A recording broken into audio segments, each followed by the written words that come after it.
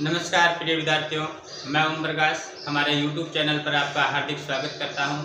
पिछली जो अपने मैंगो कल्टीवेशन पढ़ रहे थे 2 क्लासें हो चुकी है। आज की जो अपनी क्लास रहेगी वो मैंगो में आपके जो प्लांट प्रोटेक्शन है उससे संबंधित रहेगी, यानी कि पादप संरक्षण अपन किस प्रकार से करते हैं और कौन कौन से जैसे इंसेक्ट से क्या नुकसान होता है, डिजीज से क्या प्रॉब्लम हो रही है और साथ साथ में काय के विकार है उनके बारे में डिस्कस करेंगे। ठीक है, तो सबसे पहले अपन बात करेंगे फिजियोलॉजिकल डिसऑर्डर के बारे में।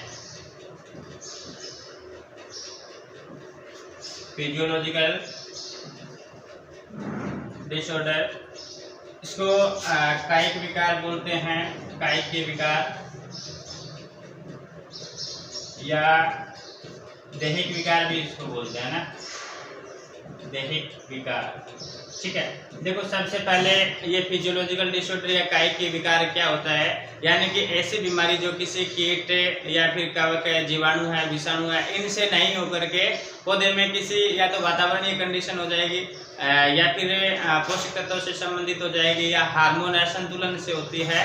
तो जो इस प्रकार की बीमारी हो रही है, यानी कि जो वातावरणीय कारक है, हार्मोन से संबंधित है या फिर पोषक तत्वों की अधिकता या कमी से जो बीमारियां हो रही है, या फिर पौधे की जो इंटरनल कारक है जैसे आनुवंशिक कारक है, उनसे जो प्रॉब्लम है या बीमारी हो रही है उसको क्या बोलेंगे, फिजियोलॉजिकल डिसऑर्डर या कायिक के विकार बोलते हैं ना। ऐसी बीमारी जो किसी कीट या फिर जीवाणु, विषाणु या कवक के द्वारा नहीं होकर के वातावरणीय कंडीशन या फिर हार्मोन असंतुलन या फिर न्यूट्रिएंट असंतुलन के द्वारा जो पौधों में बीमारी होती है उसको कायिक के विकार या फिजियोलॉजिकल डिसऑर्डर कहा जाता है। मैंगो में कायिक के विकार की समस्या बहुत ज्यादा होती है। ठीक है, तो उनका अपना एक एक तरीके अलग अलग जो कायिक के विकार है उनका डिटेल से डिस्कस करेंगे। सबसे जो पहली बीमारी है वो है मैंगो माल फॉर्मेशन।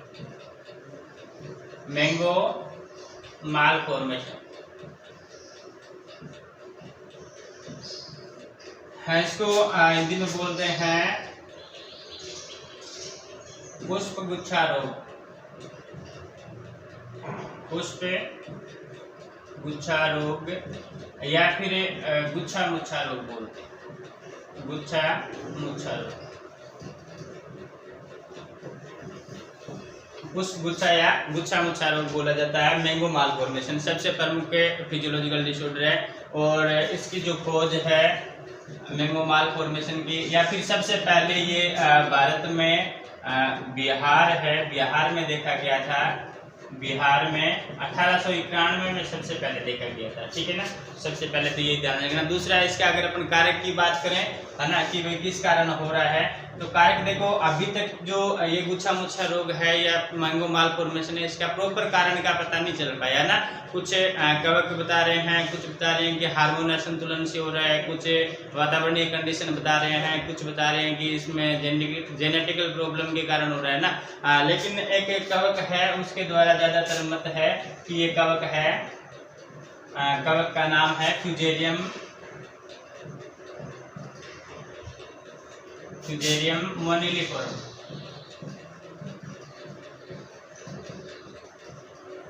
ये कवक इसका कारण है। ठीक है ना, इसके अलावा भी वातावरणीय कंडीशन भी हो सकती है। ठीक है ना, बाग का अपन सही तरह से रख रखाव भी नहीं करेंगे, मेंटेन नहीं करेंगे तो भी हो सकती है। ठीक है, लेकिन ज्यादातर मत यही है कि फ्यूजेरियम मोनिलिफोरम एक कवक है उसके कारण होती है। ठीक है, अब जो मैंगो माल फॉर्मेशन है वो 2 प्रकार का होता है। ठीक है, एक तो होता है वेजिटेटिव माल फॉर्मेशन, वेजिटेटिव माल फॉर्मेशन, और दूसरा होता है फ्लोरल माल फॉर्मेशन।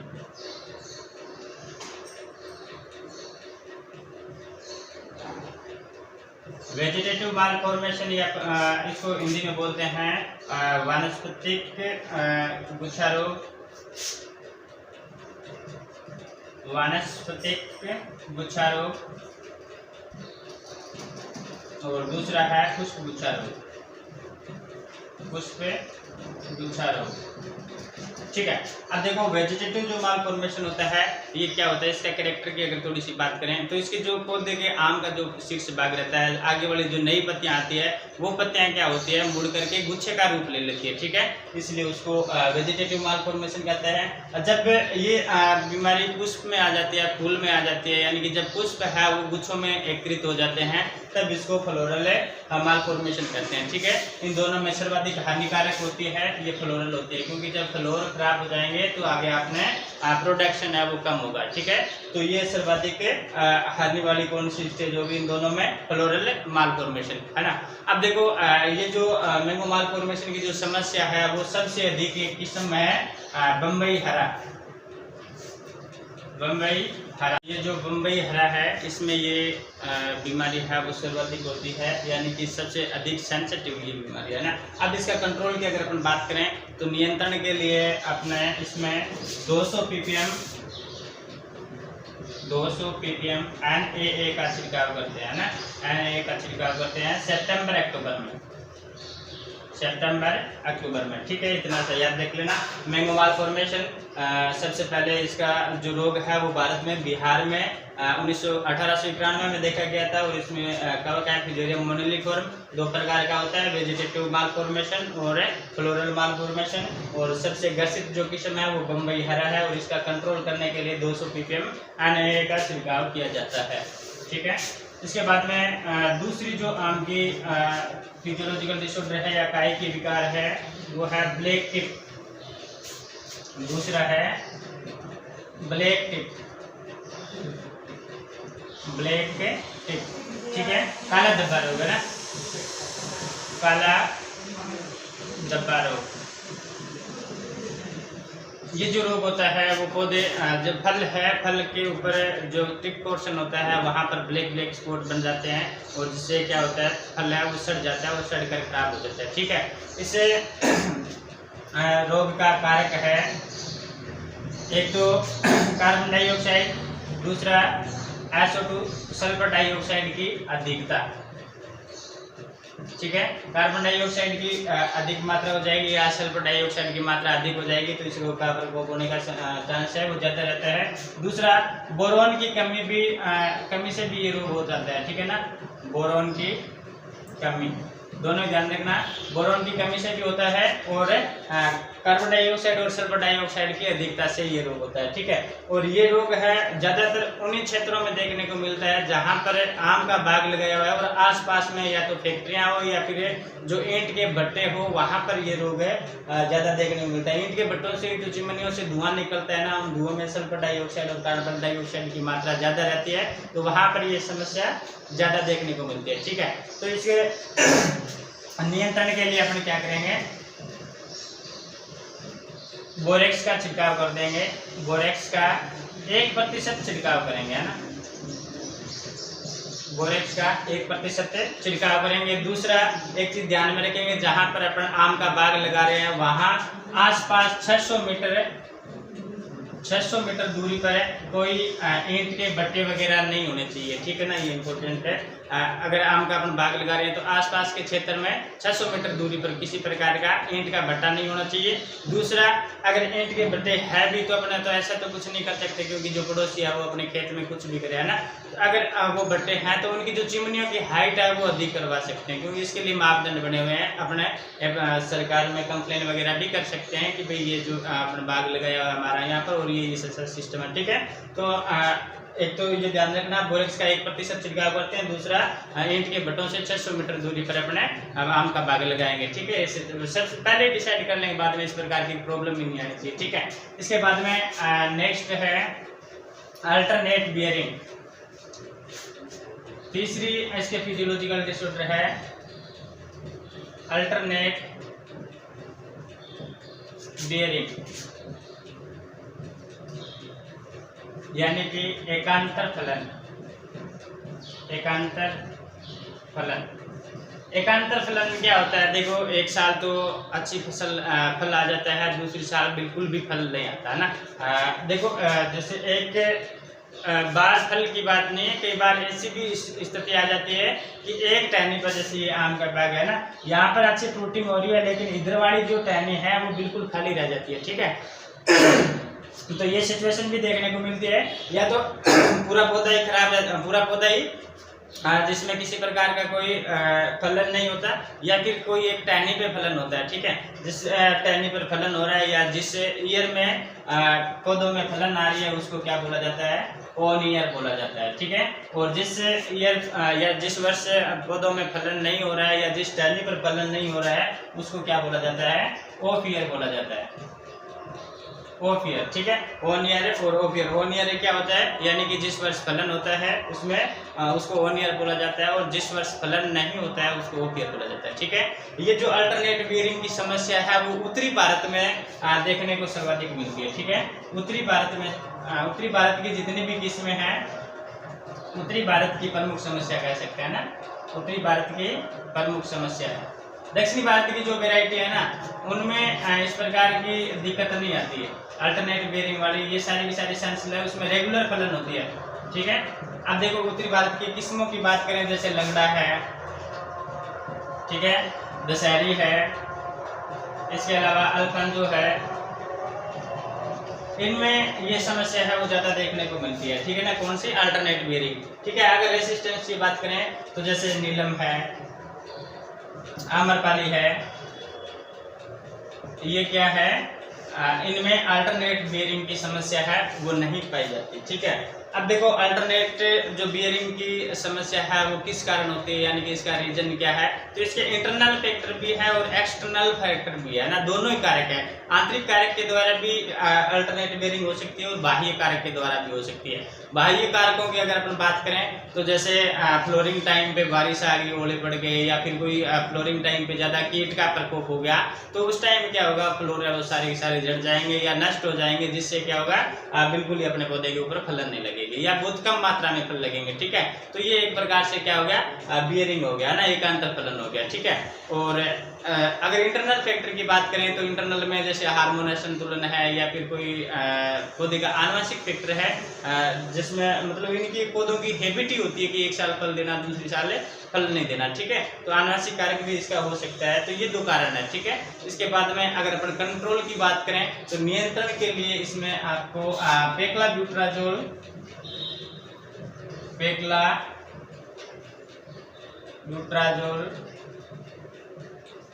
या इसको कोल्टार बोला जाता है ना, कोल्टार, पेक्लाब्यूट्राजोल या कोल्टार 5 से 10 ग्राम प्रति वृक्ष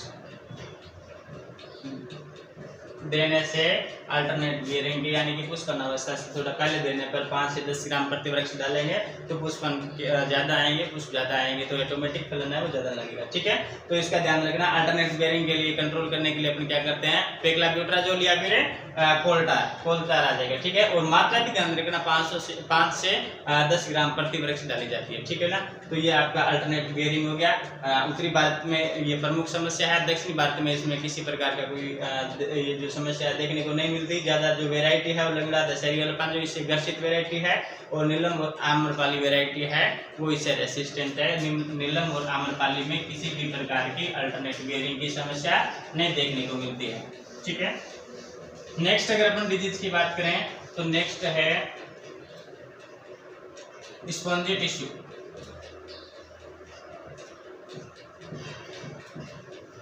यानी कि इसको बोलते हैं उत्तक क्षय, ठीक है। उत्तक क्षय की जो समस्या है वो सर्वाधिक अल्फांजो किस्म में मिलती है। अल्फांजो जो किस्म है ना, ध्यान रखना है, इसको हाफूज भी बोला जाता है। अल्फांजो जो किस्म है इसी को हाफूज बोला जाता है ना। तो अल्फांजो जो किस्म है इसमें उत्तक क्षय की समस्या सबसे अधिक है। इसी कारण अल्फांजो को निर्यात पर रोक लगा दी गई थी, है ना, निर्यात नहीं कर सकते थे। अल्फांजो क्या होता है, ये जो उत्तक क्षय है या टिश्यू जो ये स्पॉन्जी टिश्यू है वो क्या होता है, एक तो इसका कारक की अगर अपन बात करें, कारक, तो इसका कारक होता है ताप सहन, ताप सहन। अब देखो अगर पौधे जो फल है, फल में अधिक टेम्परेचर रहेगा तो टेम्परेचर से क्या होता है, इसका जो अंदर एमाइलेज एंजाइम है ना, जो उत्तक होते हैं ना, उत्तक में एमाइलेज एंजाइम एमाइलेज एंजाइम निष्क्रिय हो जाएगा।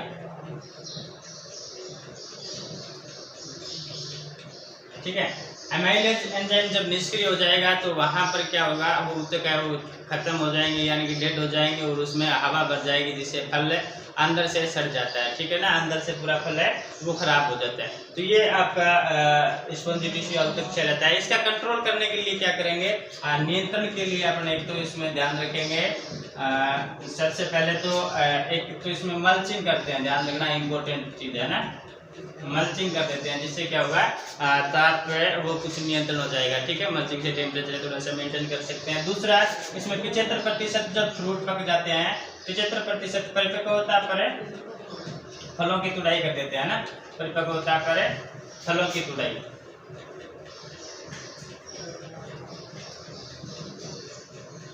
और तीसरा इसमें लिख लेना कैल्शियम क्लोराइड, कैल्शियम क्लोराइड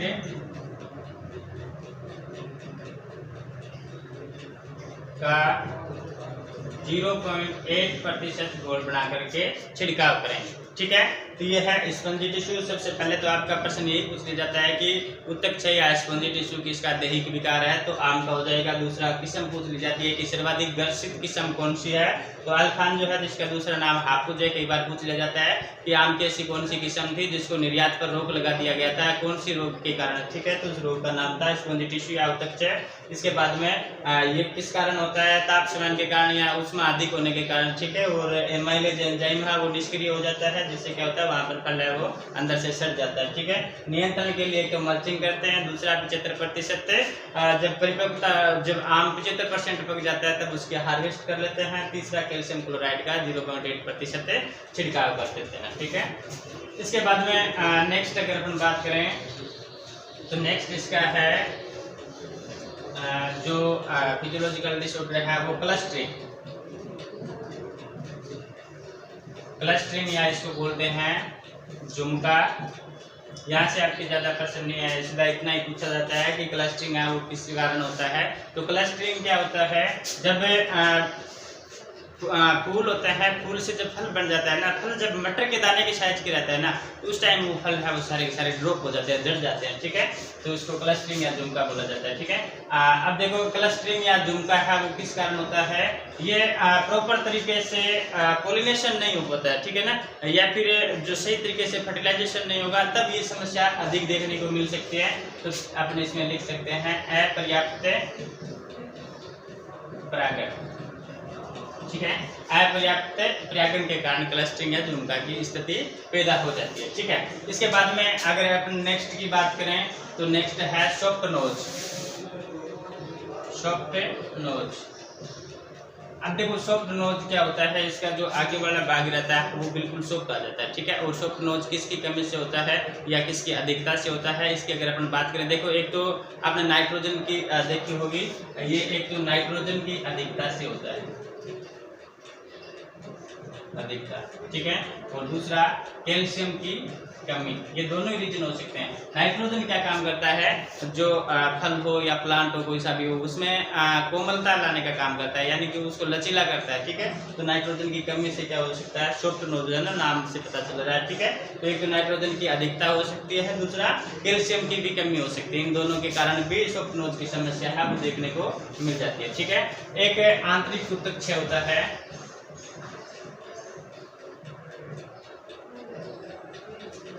आंतरिक ऊतक।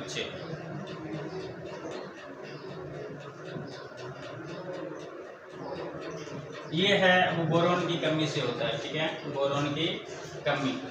ठीक है, तो ये इसमें कुछ एक जो मेन अपन कह सकते हैं कि फिजियोलॉजिकल डिसऑर्डर थे इम्पोर्टेंट। ठीक है, ऊपर वाले जो 4-5 करवाए थे वो ज़्यादा इम्पोर्टेंट है। इनमें से केवल आपसे नाम पूछा जाएगा कि क्लस्टरिंग या झुमका किसके कारण होता है, सॉफ्ट नोज किसके कारण होता है, और ये आंतरिक ऊतक से किसके कारण होता है। ठीक है, इसके अलावा अगर एक और लिख रहे हो तो लिख लो लीफ स्कॉर्चिंग।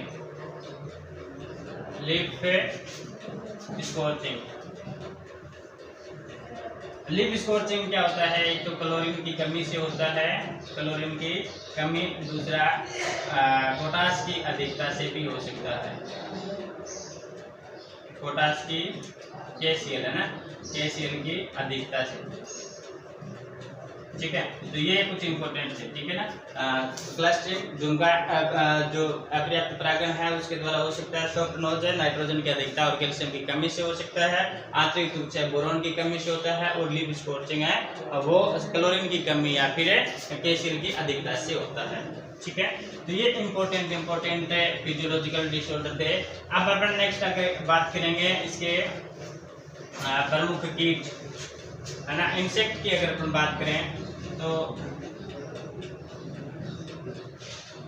आम में देखो एक तो मीलीबग लगता है, मीलीबग। ठीक है ना, इसके अलावा एक आम में जो आम का प्रमुख कीट है जिसको अपन कह सकते हैं कि भी आम, कई बार प्रश्न भी पूछा गया है कि आम का एक तो देखो ये मुख्य कीट है मीलीबग। इसके अलावा एक आम का प्रमुख कीट है जिसको आम का खुद का या लीफ ऊपर कहा जाता है, आम का खुद का।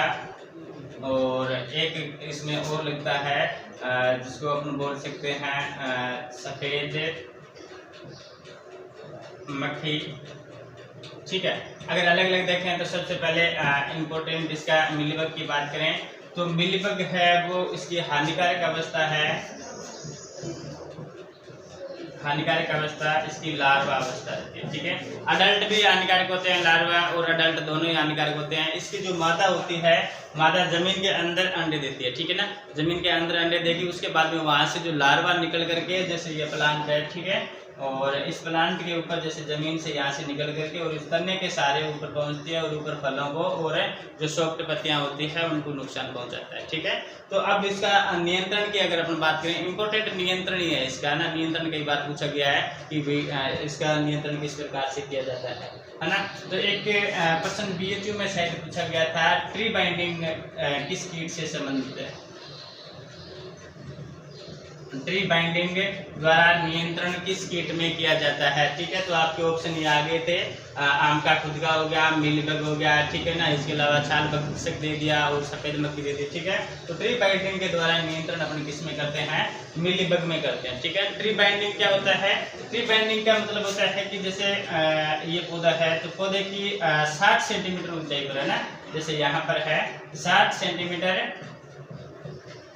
ऊंचाई पर है, 60 सेंटीमीटर ऊंचाई जमीन से लेकर के 60 सेंटीमीटर ऊंचाई तथा 30 से 40 सेंटीमीटर है ना, 30 से 40 सेंटीमीटर चौड़ाई में एक प्लास्टिक थैली लेंगे। ठीक है, और इस प्लास्टिक की थैली को क्या करेंगे? तने के चारों तरफ लपेट देंगे। ठीक है ना, तने के चारों तरफ लपेट देंगे। इसके बाद में अपन यहाँ पर क्या करते हैं? ग्रीस लगा देते हैं। ठीक है, अब देखो यहाँ से कोई अगर कीट है या लट है जो ऊपर चढ़ेगी तो पहले ग्रीस में उसके पेट जाएंगे, उसके बाद में प्लास्टिक की थैली पर। वैसे भी कीटों की जो पकड़ है वो कम होती है और ग्रीस से थोड़ी सी गिल्ली हो जाएगी तो फिर ये ऊपर नहीं चढ़ पाएगी। तो ऊपर नहीं चढ़ पाएगी तो ऑटोमेटिक इसका कंट्रोल हो जाएगा, किसी प्रकार के अपने को रसायन का यूज करने की जरूरत नहीं रहती। ठीक है, तो इसीलिए इसको ट्री बाइंडिंग बोलते हैं, ट्री के दोनों तरफ लगाते हैं। ठीक है, अब देखो यहाँ पर अपन ग्रीस लगा रहे हैं ना, वो क्यों लगा रहे हैं? देखो दो काम करता है, एक तो ये जो कीट है उसको फिसलने के लिए लगाते हैं। ठीक है, दूसरा कई बार बारिश हो जाती है, अपने यहाँ पर पॉलीथीन लपेटी रहती है, ऊपर से अगर खुली रहेगी तो इसमें क्या होगा? पानी भर जाएगा। ठीक है, पानी भर जाएगा तो यहाँ पर सड़न वगैरह स्टार्ट हो जाती है। ठीक है, तो इसीलिए इसको अपन ऊपर से बंद कर देते हैं और नीचे से भी बंद कर देते हैं, तो किसी भी प्रकार से तने को नुकसान नहीं हो, इसीलिए अपन ग्रीस लगाते हैं ना। तो ये दो चीज ध्यान में रखना। मीलीबग है जो इसकी हानिकारक अवस्था लार्वा होती है और इसमें अपन ट्री बाइंडिंग करते हैं। ट्री बाइंडिंग में इसकी हाइट कितनी रखते हैं? 60 सेंटीमीटर और इसकी पट्टी की चौड़ाई है वो लगभग अपन रखते हैं 30 से 40 सेंटीमीटर है ना। इसके बाद में दूसरी अगर अपन दूसरा कीट की बात करें तो दूसरा है आम का खुदका। आम का खुदका या इसको मैंगो लीफ होपर भी बोलते हैं, मैंगो लीफ होपर। ठीक है, और ये है वो आम का प्रमुख कीट है। ठीक है, आम का प्रमुख कीट है। ठीक है ना, ध्यान रखना। ये जो मैंगो लीफ होपर होता है वो क्या काम करता है? ज्यादातर इसका जो नुकसान है ना, नुकसान सर्वाधिक नुकसान या सर्वाधिक नुकसान लिख लेना, सर्वाधिक नुकसान है वो फरवरी मार्च में मिलता है। ठीक है, फरवरी मार्च में होता है। या फिर फरवरी मार्च नहीं होकर के अपन सीधा कहें कि भाई पुष्पन की अवस्था पर इसका सर्वाधिक अटैक रहता है ना। पुष्पन किसको बोलते हैं, जब फ्लोरिंग होती है, और फ्लोरिंग अपने पहले पढ़ा था फरवरी मार्च में इसमें आम में फ्लोरिंग रहती है, ठीक है। तो अगर फ्लोरिंग स्टेज पर किसी कीट का ज़्यादा अटैक होता है तो वो सर्वाधिक नुकसान रहता है। इसीलिए आम में सर्वाधिक नुकसान पहुंचाने वाला जो प्रमुख कीट है वो कौन सा है, आम का खुद का है, ठीक है। इसका कंट्रोल अपन सीधा नॉर्मली किसी इमिडाक्लोप्राइड वगैरह से कर देते हैं, ठीक है। इसके बाद में है छाल भक्षक। छाल भक्षक, छाल भक्षक कीट क्या होता है, ऐसा मतलब नाम से अपने को पता चल रहा है कि छाल को खाता है, ठीक है। तो ये जो कीट है ये तना है, तने के अंदर छेद करके वो छाल में जो अंदर छाल रहती है उस छाल को अंदर ही अंदर खोखला कर देता है, अंदर ही अंदर खाता रहता है, ठीक है। बाहर से किसान को जनरली पता ही नहीं चलता, ठीक है। तो ये भी एक हानिकारक कीट है, ज्यादा नुकसान पहुंचाता है और इसका कंट्रोल कई बार पूछा गया है, ठीक है। तो इसका कंट्रोल करने के लिए अपन क्या करेंगे, रुई को केरोसिन, सीधा नॉर्मली लिख लेना ना, रुई को केरोसिन या फिर पेट्रोल में डुबो करके जहां पर इसने छेद किया है, यानी कि जहां से अंदर घुसा है वहां पर इसमें अपन जो वो रुई गीली की थी वो इसके अंदर फंसा देंगे, ठीक है ना। जहां जहां पर छेद किया वहां पर, ठीक है। पेट्रोल और केरोसिन के अलावा कोई रसायन भी हो सकता है, जो भी कीटनाशी रसायन है उसमें अपन डुबो करके यहाँ पर जहाँ छेद किया है वहां पर फंसा देंगे ताकि कीट वो अंदर ही खत्म हो जाए, ठीक है। ये चीज ध्यान में रखना। इसके बाद में एक ये आपकी सफेद मक्खी भी है, सफेद मक्खी, ठीक है। अब सफेद मक्खी का ध्यान रखना, कई बार इसका प्रश्न पूछा गया है कि ऐसा कौन सा कीट है जो निर्यात को सर्वाधिक प्रभावित करता है, ठीक है ना। तो ये जो सफेद मक्खी है वो निर्यात को सर्वाधिक प्रभावित करती है, निर्यात को सर्वाधिक प्रभावित करती है, ठीक है। निर्यात को प्रभावित कैसे करते हैं, इसलिए जो सफेद मक्खी होती है वो फल के अंदर प्रवेश कर जाती है और इसके लार्वा अंडे है वो फल के अंदर ही डेवलप होकर के फल को अंदर ही अंदर से खोखला कर देते हैं, अंदर ही अंदर से खाते रहते हैं। उसके बाद में फिर ये जो मेसोकार्प है वहां तक पहुंच जाते हैं, धीरे धीरे फल से बाहर निकल जाते हैं, ठीक है। तो फल के अंदर ये नुकसान पहुंचाने के कारण इसको निर्यात में रोक लगा दी गई है, ठीक है। तो ये आम के कुछ प्रमुख कीट थे जिनके बारे में अपने डिस्कस किया। अब आम की एक जो डिजीज है उनको भी देख लेते हैं।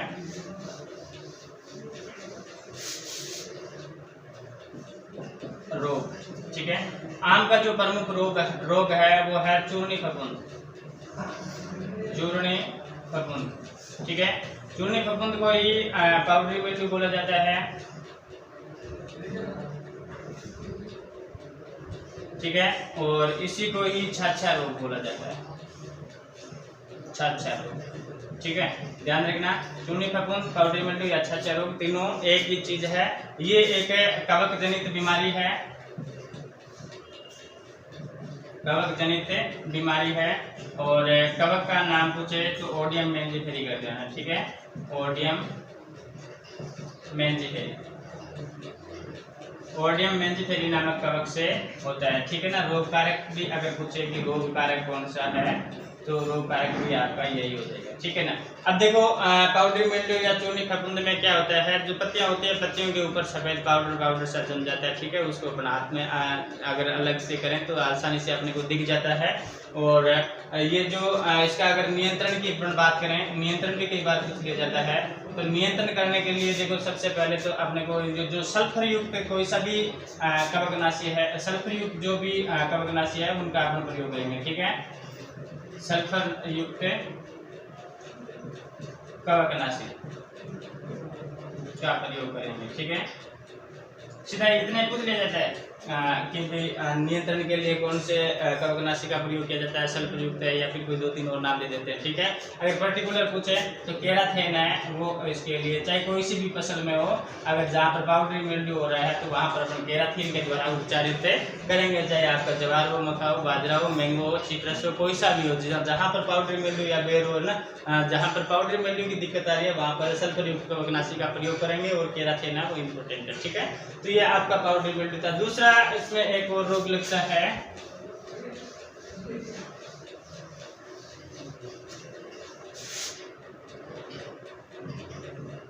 एंथ्रेक्नोज, एंथ्रेक्नोज या फिर इसी को बोलते हैं श्याम वर्ण, श्याम वर्ण, ठीक है।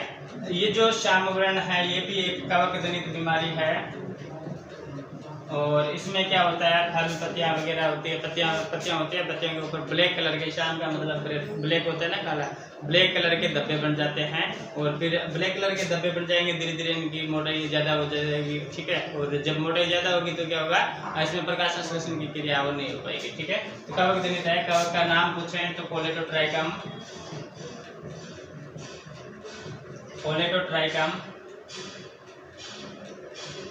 स्पीशीज, ठीक है।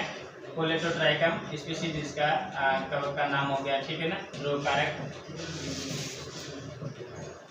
और कंट्रोल करने के लिए कोई भी कवक जनित है, कवकनाशी है, उसका अपन प्रयोग कर लेंगे, ठीक है। तो ये आज का अपना लेक्चर आज यहीं खत्म करते हैं। इसमें आपने आज डिस्कस किया फिजियोलॉजिकल डिसऑर्डर, कीट और बीमारियां, ठीक है।